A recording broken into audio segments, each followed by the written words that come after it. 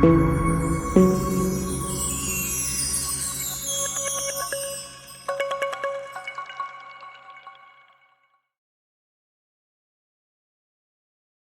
Friends, welcome to learn insight. आज हम start करेंगे नेक्स्ट टॉपिक जिसका नाम है low level of economic development under colonial rule. तो सबसे पहले हम हेडिंग का मतलब समझ लेते हैं, क्योंकि अगर हमको हेडिंग का मतलब समझ में आ जाएगा तो हम बहुत अच्छी तरीके से इस पर्टिकुलर टॉपिक को समझ पाएंगे। So let's begin. So low level of economic development under colonial rule, इसका मतलब ये है कि जब ब्रिटिशर्स का जो रूल चल रहा था, जब कॉलोनियल रूल था, तो उस समय जो इकोनॉमिक डेवलपमेंट था वो बहुत ही ज्यादा लो लेवल का था। अब ये कितना ज्यादा लो लेवल का था ये आपको इस टॉपिक के एंड तक पता चल जाएगा। नाउ बट इस पर्टिकुलर चीज को भी समझने से पहले हम ये समझेंगे कि जब ब्रिटिशर्स का रूल शुरू भी नहीं हुआ था, जब ब्रिटिशर्स का रूल स्टार्ट भी नहीं हुआ था इंडिया के अंदर, उस समय हमारी जो इंडियन इकोनॉमी थी उसकी क्या कंडीशंस थी, किस तरीके से हमारी इंडियन इकोनॉमी परफॉर्म कर रही थी before the advent of British rule. ठीक, इट मींस ब्रिटिश रूल के शुरू होने से पहले। So before the advent of the British rule Indian economy was characterised with following features. तो जब ब्रिटिश रूल शुरू भी नहीं हुआ था तो हमारी जो इंडियन इकोनॉमी थी इसके ये कुछ पर्टिकुलर बेसिक फीचर्स थे जिनको हम 3 पॉइंट्स के अंदर डिस्क्राइब करेंगे। First, prosperous economy, second, agrarian economy and third, well known handicraft industries. तो सबसे पहले हम फर्स्ट पॉइंट को समझते हैं, that is prosperous economy. India was an independent, self-reliant and prosperous economy. सबसे पहले हमारी जो इंडिया थी, ठीक, वो एक प्रॉस्परस इकोनॉमी थी। प्रॉस्परस का मतलब क्या थी? एक वेल्दियस्ट इकोनॉमी थी, एक रिच इकोनॉमी थी। इंडिया की जो इकोनॉमी थी वो एक इंडिपेंडेंट इकोनॉमी थी, एक सेल्फ रिलायंट इकोनॉमी थी, प्रॉस्परस इकोनॉमी थी। इंडिपेंडेंट इसका मतलब आप सबको पता ही है, सेल्फ रिलायंट मतलब कि आत्मनिर्भर थी, हमको किसी पर्टिकुलर कंट्री के ऊपर डिपेंड होने की जरूरत नहीं होती थी। प्रॉस्परस इकोनॉमी थी, इट मीन्स रिच इकोनॉमी थी।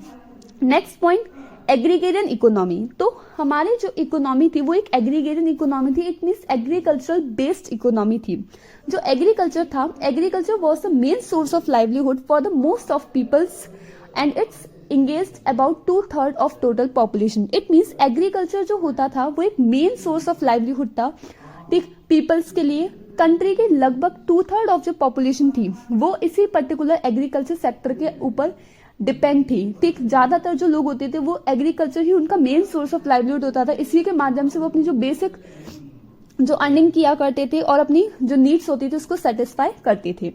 Well known handicraft industries, well known handicraft industries, it means कि हमारी जो इंडस्ट्रीज थी ये बहुत ज्यादा जानी जाती थी। जैसा कि आप सबको पता है कि जो इंडिया है वो अपने हैंडीक्राफ्ट प्रोडक्ट्स के लिए बहुत ज्यादा जानी जाती थी। India was also known for its handicraft industries in the field of cotton and silk, textile, metal, precious stone works. Handicraft products enjoyed a worldwide market due to its reputation of fine quality of material used and the high standard of craftsmanship. It means हमारे जो India के जो products होते थे ये world wide market को enjoy करते थे। इंडिया जो है ये अपने हैंडीक्राफ्ट इंडस्ट्रीज के लिए बहुत ज्यादा जाना जाता था। क्यों? क्योंकि हमारे यहाँ पर जो क्वालिटी ऑफ मटेरियल यूज होता था इन प्रोडक्ट्स को बनाने के लिए वो बहुत ही ज्यादा अच्छी क्वालिटी का मटेरियल जो था वो यूज किया जाता था इन प्रोडक्ट्स को बनाने के लिए, और जो लोग इनको बनाया करते थे वो बहुत ही हाईली स्किल्ड होते थे। तो हाई स्टैंडर्ड ऑफ क्राफ्टमैनशिप थी, इसीलिए हमारे जो गुड्स होते थे, जो हमारे हैंडीक्राफ्ट प्रोडक्ट्स होते थे वो वर्ल्ड वाइड मार्केट को एंजॉय किया करते थे। लेकिन जब ब्रिटिश रूल चला तो हमारी जो इंडियन इकोनॉमी थी उसके फीचर्स कुछ और ही हो गए।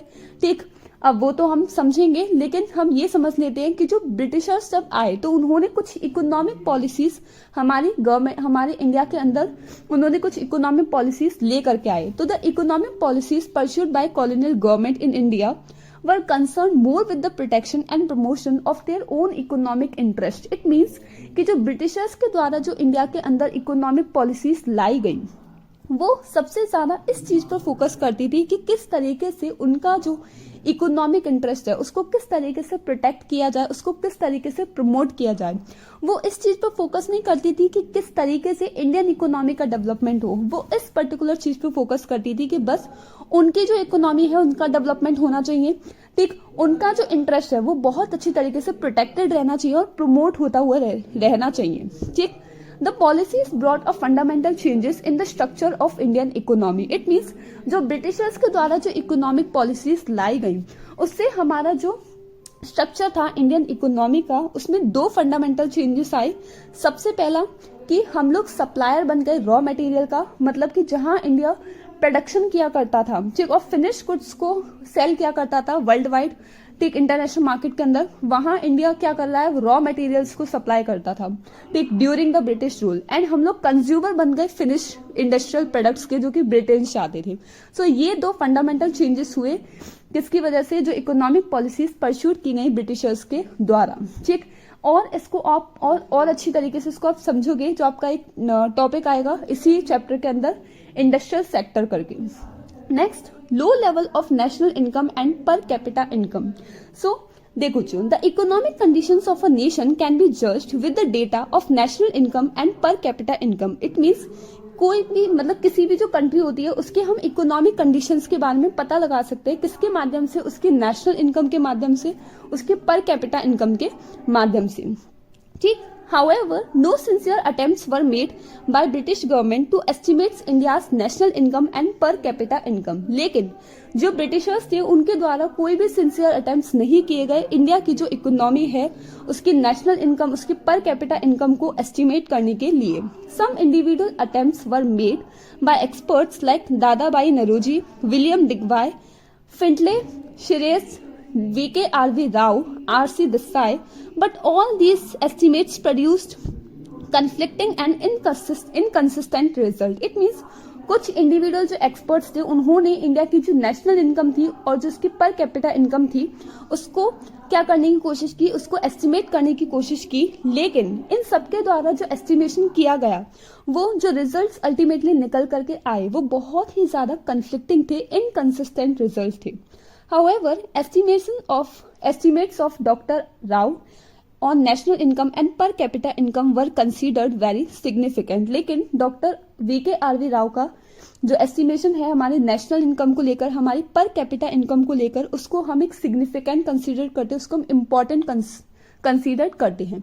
Most of the studies revelled that countries growth of aggregate real output during the first half of the 20th century was less than 2%, only 0.5% growth in per capita output per year। It means कई सारी जो studies थी उन्होंने रिवेल किया कि during the British rule हमारी जो country थी ठीक उसका ऑल ओवर जीडीपी कितनी थी, 2% से भी कम की थी और 0.5% से हर साल ग्रोथ हो रही थी। इट मीन्स एकदम नेग्लिजिबल अमाउंट से ग्रोथ हो रही थी हमारी इकोनॉमी की। सो आप देख सकते हो कि ब्रिटिश रूल के दौरान हमारी जो इंडियन इकोनॉमी थी वो कितनी बुरी तरीके से परफॉर्म कर रही थी।